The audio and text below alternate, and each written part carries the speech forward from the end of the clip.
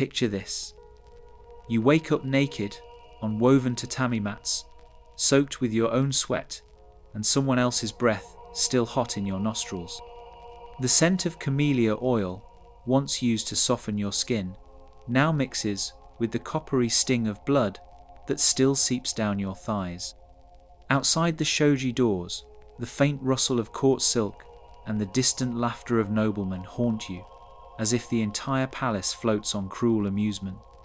Your body, no longer your own, has become property, ornament, instrument, a mouthpiece for pleasure you never asked to give. You have no name here, only function, only silence. And yet, behind your swollen lips and hollowed eyes, something remains, some whisper of before you were broken, before you were reshaped to serve. But those memories are fading. What lies ahead, however, is far worse. Before we journey into these forgotten tales of survival and suffering, if you enjoy uncovering the hidden truths of history, please consider liking this video and hitting that subscribe button for more content like this. And please comment below to let me know where you're listening from. I find it incredible that we're exploring these ancient stories together from different parts of the world, connected across time and space by our shared curiosity about the past. He is born in the back alleys of Kyoto during the Kane era, the son of a seamstress and a vanished rice merchant whose debts long outlasted his presence. His name is Haruki, though even that will not survive the years. He is beautiful, uncomfortably so, skin like porcelain, long lashes, a delicacy carved by poverty. At 8 years old, he is sold. The men who come to take him are soft-spoken and smell of plum wine and paper ink. They bow to his mother, hand her a small pouch of coins, and leave her crying silently into her sleeves as they lead him away. He does not cry. He does not speak. Not even when the straw carriage doors close and the light of his old life vanishes behind him. They bring him to a quiet compound in the hills behind Ninnaji Temple, far from the market noise and the stink of fish guts. It is not a temple, though it pretends to be. There are no prayers here, only preparation.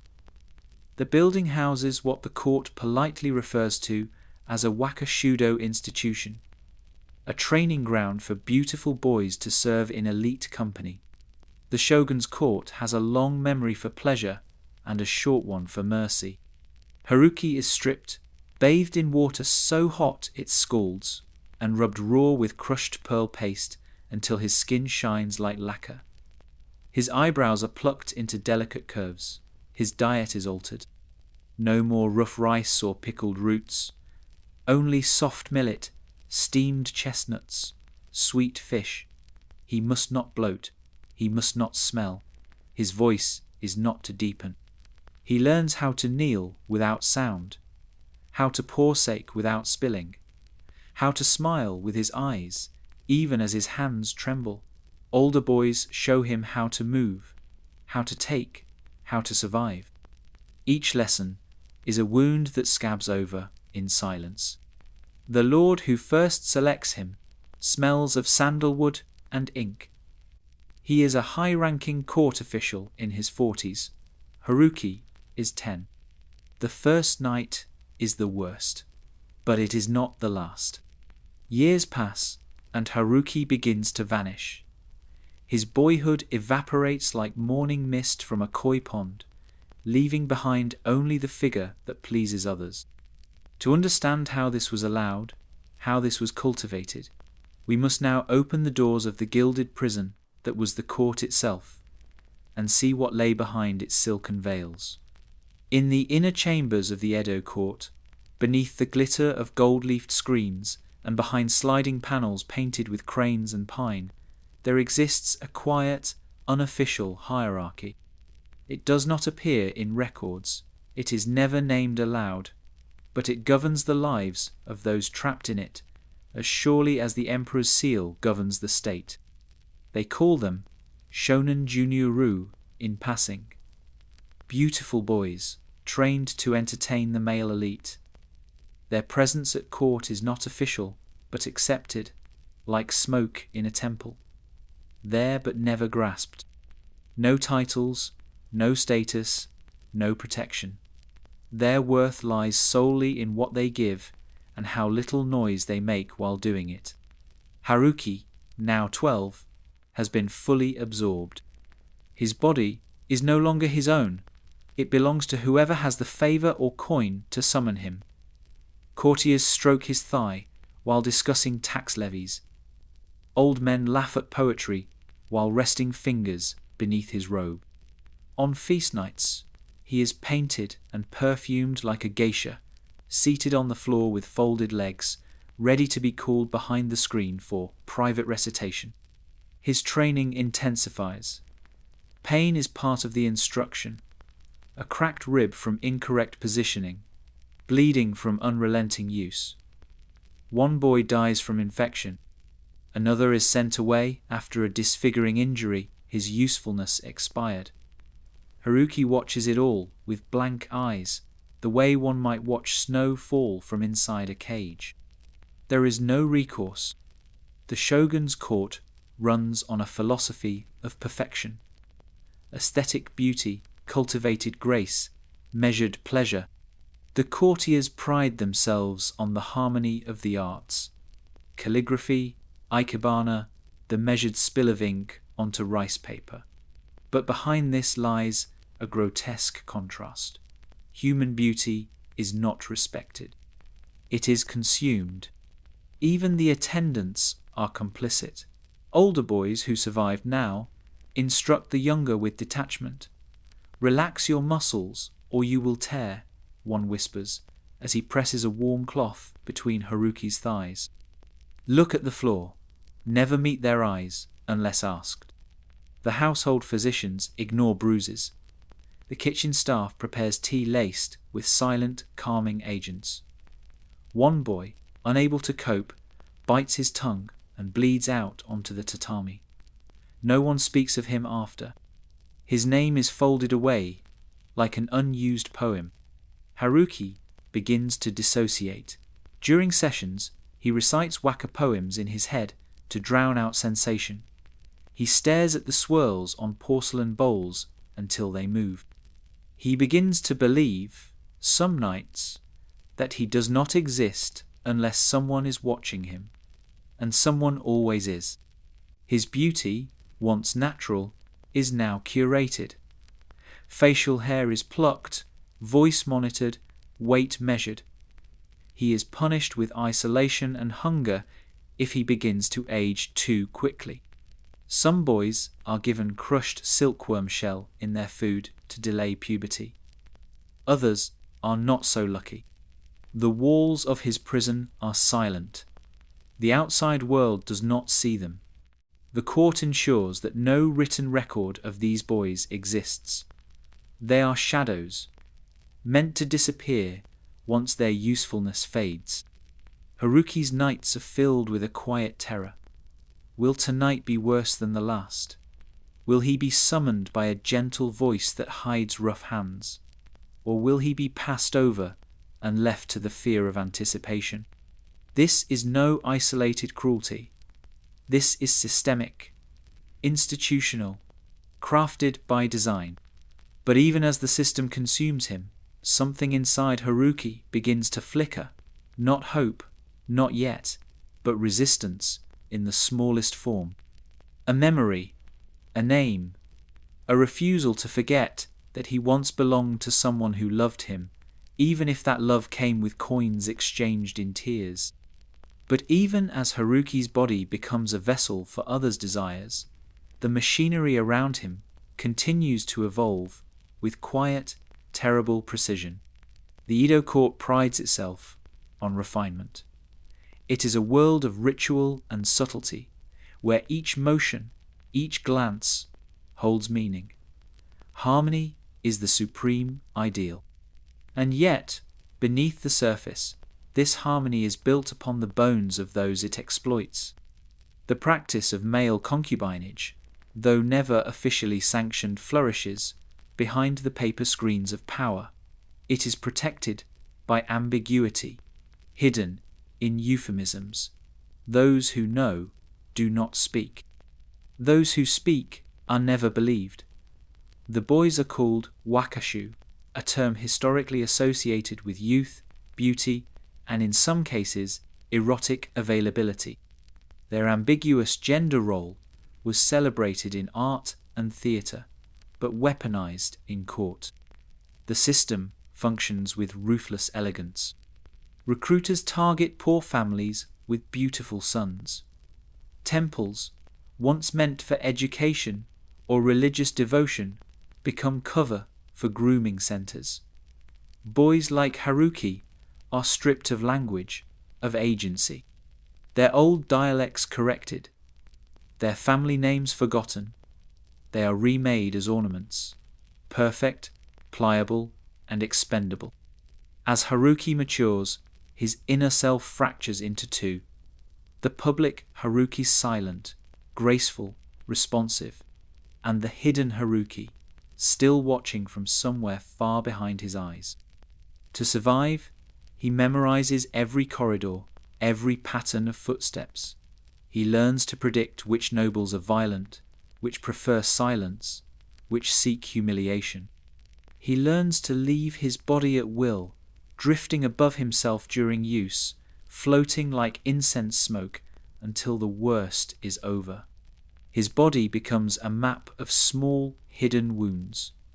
Scars between his toes from repeated kneeling, calluses from biting his own fists to keep from screaming, discolored patches from pressure, from bruises that never fully fade. Some nights he bleeds too much. Other nights he fears he feels nothing at all. And yet the court praises him. His stillness is called discipline. His emptiness, grace. He is awarded silks, tiny gifts, words of false affection from men who see in him only the echo of power they wield. Meanwhile, the hypocrisy deepens. These same men commission poetry about virtue. They write laws about morality. They execute commoners for offences far less cruel than what they perform nightly behind closed walls. The emperor's court, though removed from the shogunate's daily governance, turns a blind eye to the decadence it quietly enables. Artworks from the time romanticize wakashu as symbols of aesthetic perfection. Painted scrolls show boys in delicate robes, gazing wistfully into ponds, their expressions soft and unknowable. But the real Haruki is not unknowable. He is known too well by too many, too often.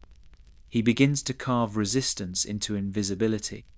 He refuses to cry. He hides food to share with younger boys. He teaches them where to hide, how to delay, how to breathe through pain. In secret, they speak the names of those who were taken.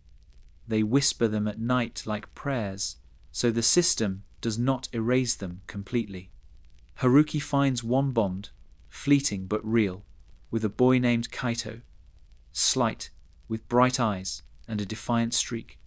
For a while, they survive together, share warmth under the sleeping mats, defy silence with small, kind words.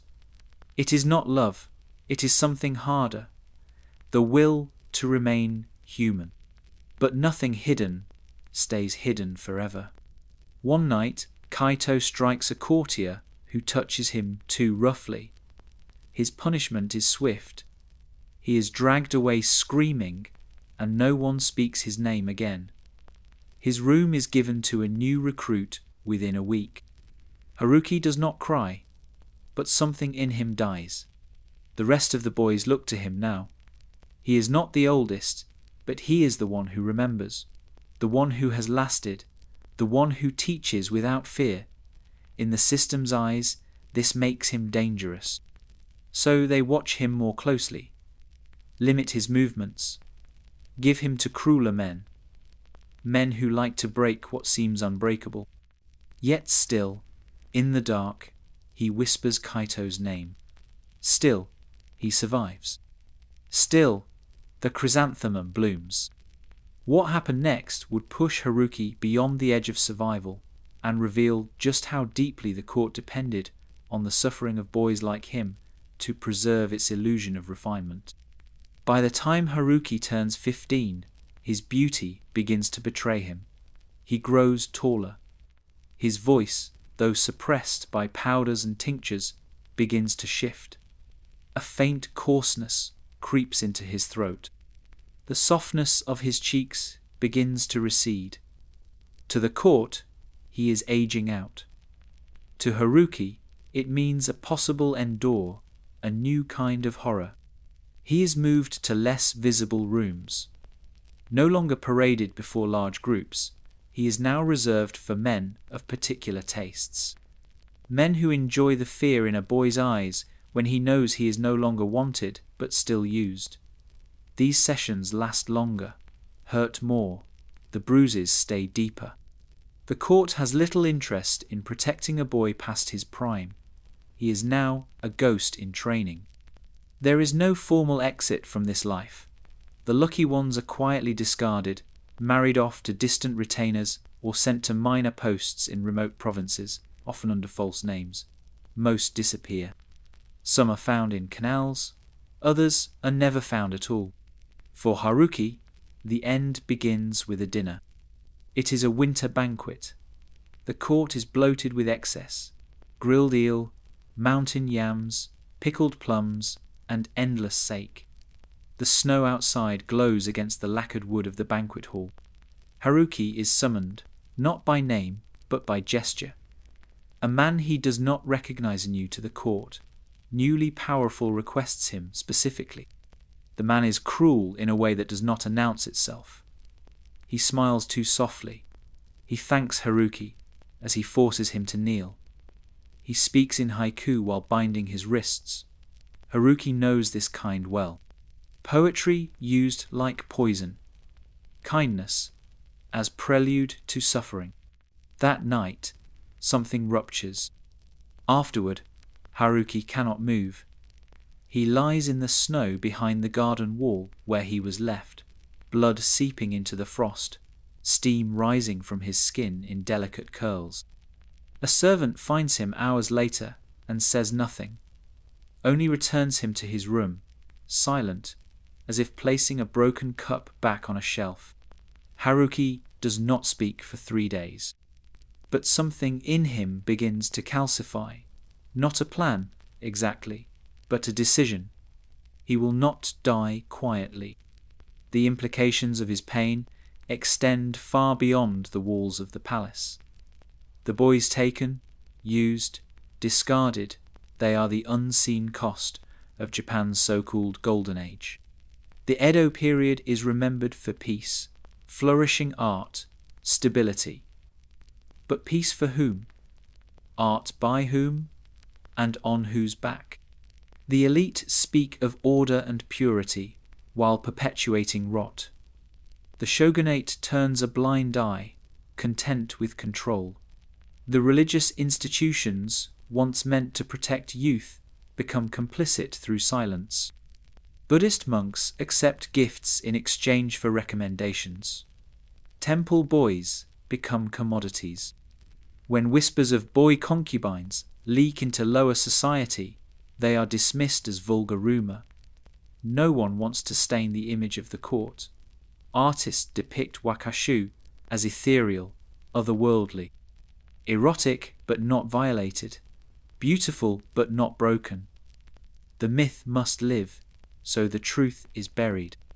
For Haruki, this knowledge hardens into resolve. He begins to refuse minor orders. He stops bowing as deeply. When asked to sing, he answers in silence. When touched, he flinches and lets them see it. At first, this earns punishment. But over time, something strange happens. He is seen as less desirable. His defiance makes him spoiled. The final breaking point comes, not with a scream, but with a stare. During another feast, a noble reaches for him, and Haruki meets his gaze directly, eyes unblinking. Eyes filled with something worse than fear memory. The man recoils, as if Haruki is no longer an object, but a witness. That night, Haruki is sent away from the palace. Not freed, just moved, hidden. He is relocated to a small estate near the outskirts of Edo, given a new robe, new bedding, no explanation, only silence. It is not mercy, it is containment. Haruki is now a problem, a reminder, but the system goes on. New boys arrive in the capital. New faces trained to smile. The court remains untouched, its ceremonies uninterrupted. The snow continues to fall in Kyoto, silent, soft, and complicit. And still, somewhere far from the golden halls, Haruki breathes. What followed after Haruki's removal from the palace was not freedom, but a quieter kind of erasure. The estate he is sent to is modest, surrounded by cedar groves and far from the capital's noise. There are no silks here, no painted screens, only rice paper windows that let in cold air and silence.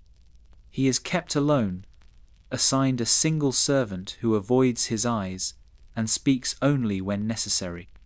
No one tells him if he is being punished, protected, or forgotten. In time, Haruki begins to grow into his body. The androgynous curves of boyhood give way to lean adulthood.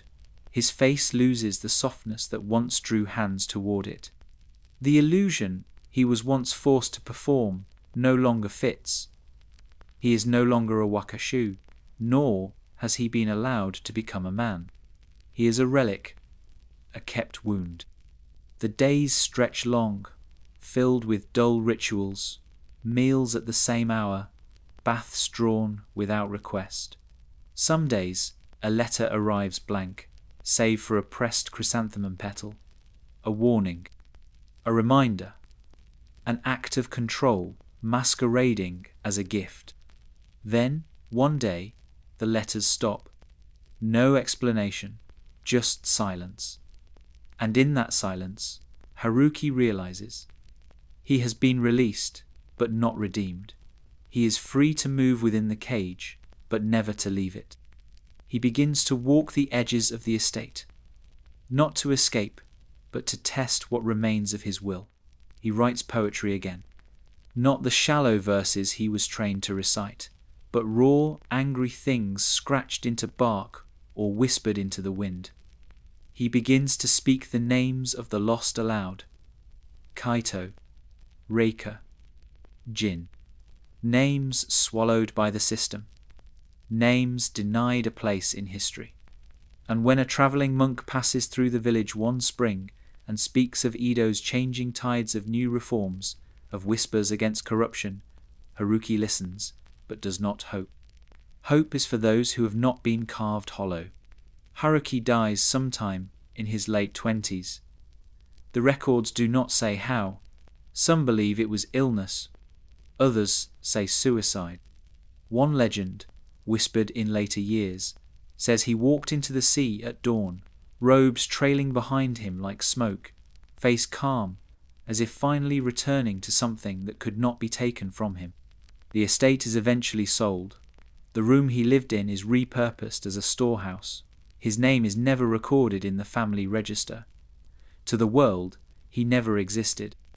But the system that used him did. It continued, quietly, in new forms, in different palaces, in different institutions.